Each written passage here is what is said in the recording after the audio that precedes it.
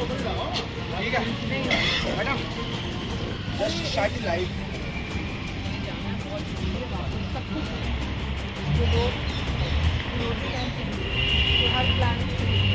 बाबा साहब ने कहा था कि समाज की बात आएगी और मेरी बात आएगी तो मैं समाज को पहले रखूंगा, लेकिन जब देश की बात आएगी और मेरी, तो देश पहले, राष्ट्र पहले। तो आप मेरे विरोधी भी कैमरा ऑन कर लें। मैं विरोधी हूँ। अभी रुक जाओ जरा 2 मिनट तक। हाँ, पहले कैमरा ऑन कर लो भाई। क्या कैंपस में ये सब इतना कम्युनल माहौल प्रकट करना, आप उसके लिए वो नहीं। अरे पुलिस, आप पुलिस वाले ऐसे ही सामने तिरंगा लगाने के लिए कौन रोक रहा है? थोड़ा देख ले। ताला खुलवाओ। बोलिए एक बार। बैठे हो ना, इनके पास जाके ये बताओ ये कहाँ है? अरे कहाँ छुप रहा जनाब, कहाँ गए? भेजा था स्क्रीनशॉट भी है मेरे बेटे को फोटो सेंड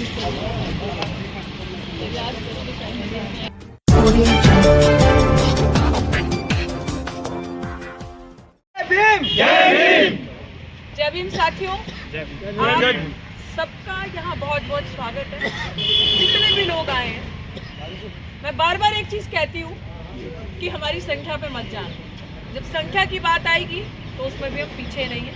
हमने आपको 3 बार मौके देके 3 बार अपने संख्या बल से करके दिखाया, संविधान के दायरे में रहकर, कि आप अब सुधरोगे। ये तो हम मानते हैं कि आप पूंछ हो, लेकिन स्टिल वी बिलीव कि इक्वल अपॉर्चुनिटी सबको देनी चाहिए। तो हमने वो अपॉर्चुनिटी आपको दी कि आपकी भी सुनी जाए। बट आज जिस जगह हम खड़े हैं, 26 दिल्ली विश्वविद्यालय, मुझे नहीं पता, आप खुद समझ लीजिए कौन सा विश्वविद्यालय, पीछे देख लीजिए। अगर आपको लग रहा है ये दिल्ली विश्वविद्यालय आर्ट्स फैकल्टी है तो आप खुद पढ़ लीजिए। जबकि मैं बार बार एक चीज कहती हूँ कि बाबा साहब ने भी ये चीज संविधान में भी लिखी थी और कहा भी था कि रिलीजन जो है वो आपका पर्सनल मैटर है। धर्म को बाकी चीजों से दूर रखा जाए। धर्म को शिक्षा से या किसी भी तरीके के पॉलिटिकल एजेंडा, पॉलिटिक्स से मर्ज नहीं करना चाहिए, जो कि आज की स्थिति में बिल्कुल विपरीत हो रहा है। एंड स्टेट जो है हमारी, उसको अपने आप को धर्म से बिल्कुल अलग रखना चाहिए। लेकिन आज के हालातों को देखते आप सब समझ रहे हो कि हमारा गला काटना, हमें शिक्षा यूनिवर्सिटीज के अंदर, कॉलेजेस के अंदर नहीं आने देना, वो एक सबसे बड़ी चालाकी है कि धर्म की आड़ में हर गंदी चीज, हर गुनाह, हर क्राइम किया जा रहा है। और मैं आप सबको ये चीज बता दूं कि let's be intelligent, let's be smart, और इनके साथ डील करने के लिए clever and over smart, because time has come कि हम इनके साथ इस पिच पे नहीं खेल सकते। हम धर्म की पिच पे इनके साथ खेलेंगे नहीं। वो चाहते हैं कि हम धर्म का मैदान बिछाएं और आप जैसे, हम जैसे लोग उस जाल में उलझे, पर नहीं। आज का दिन क्यों रिमाइंडर है हमारे लिए? 26 जनवरी 1950 को हमारे भारत का संविधान लागू हुआ था। तो आप समझते हैं कि वो लागू होना 90% आबादी जिनके लिए इस देश में कुछ नहीं था, खासकर महिलाएं, अधिकार नहीं, उनको बाबा साहेब ने समानता का, इक्वालिटी का दर्जा दे दिया कि आप भी इंसान की तरह इस दुनिया में जी सकती हो। आपको द्वितीय दर्जे का नागरिक अब कोई नहीं कहेगा।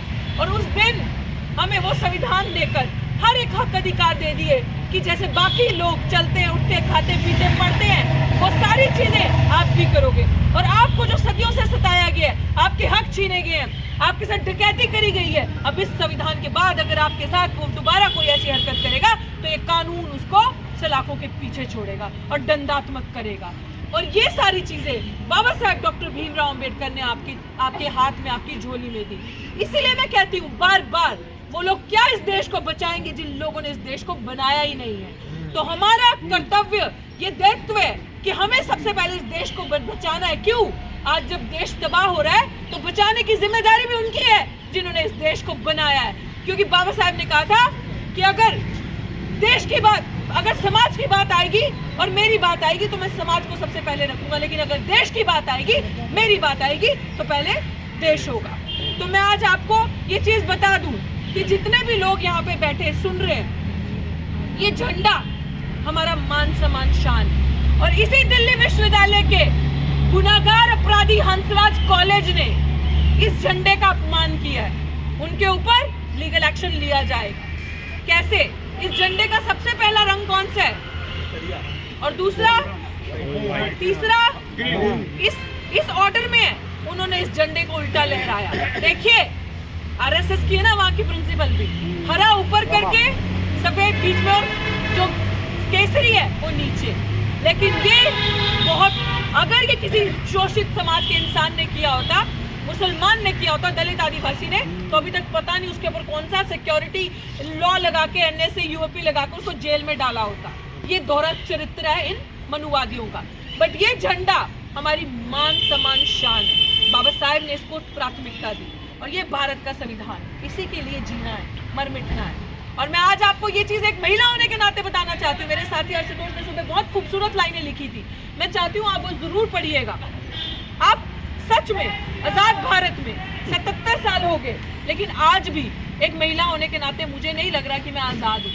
आजाद भारत में मैं अपनी आजादी मांगती हूँ, वो इस चीज की आजादी कि मुझे भी फ्रीली बाहर जाना है, मुझे भी सुकून से बाहर चलना है। जैसे पुरुष आधी रात को जा सके, मैं भी आधी रात को सुरक्षा से बाहर निकल सकूं, मेरी तरफ भी कोई गंदी नजरें ना उठाए। एक दलित महिला होने के नाते मैं इस विश्वविद्यालय में पढ़ना चाहती हूँ और आगे बढ़ाना चाहती हूँ, मुझे आजादी चाहिए।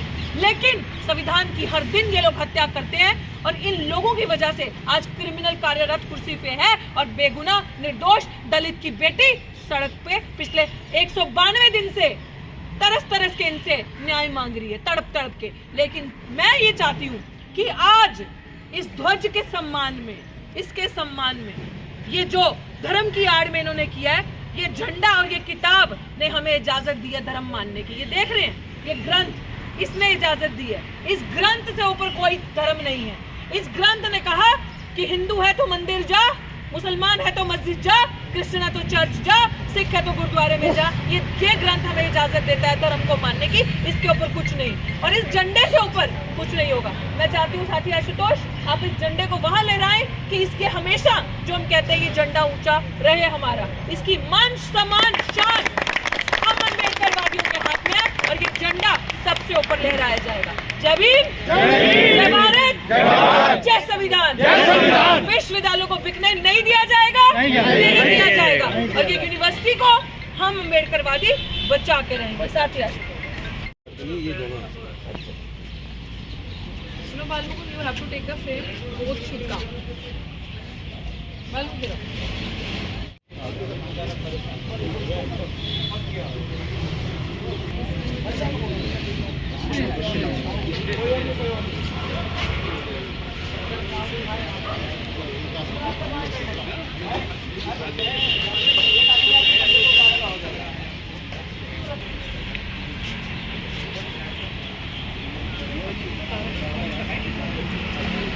अरे उठा लो कंधे पर, अरे कंधे पर उठा लो। अरे हम तो उठा ही लेंगे।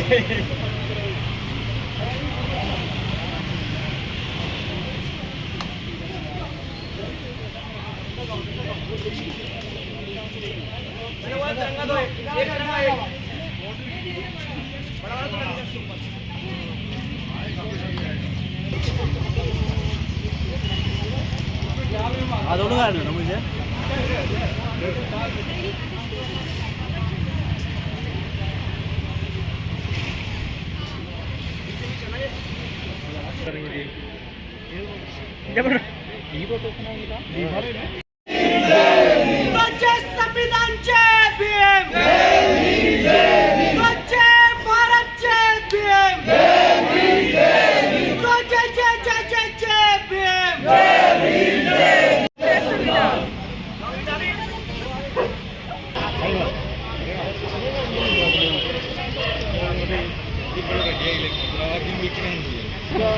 वो कहाँ पर है? वो गाजियाबाद डासना में। दासना, हाँ, कैसे मसोता मसोता कैसे कहाँ कौन सा स्टेशन से? डासना पहुँचेंगे आप यहाँ से सीधा हावड़ वाली सड़क पे।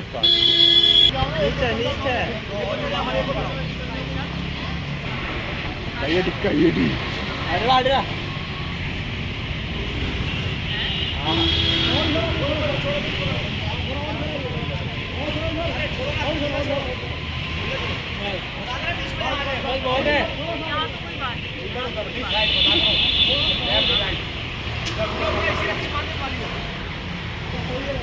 टाइटली बांधना, देखना थोड़ा झुकना चाहिए। हाँ हाँ सीधा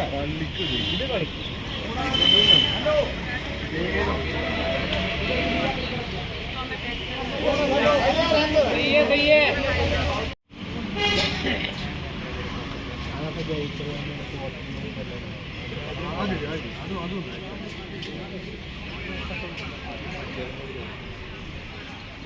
सीधा